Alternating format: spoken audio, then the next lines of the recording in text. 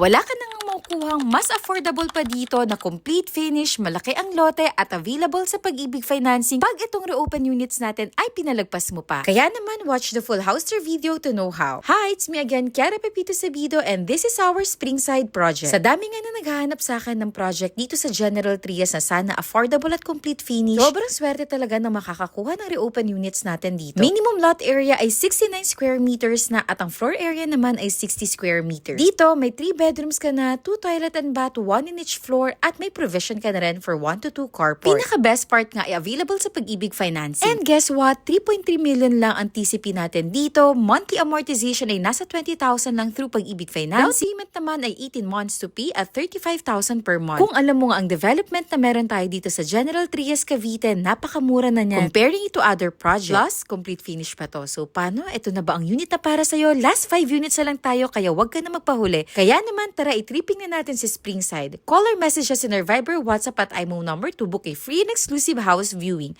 Wag ka na magpahuli ha. See you soon at paalam!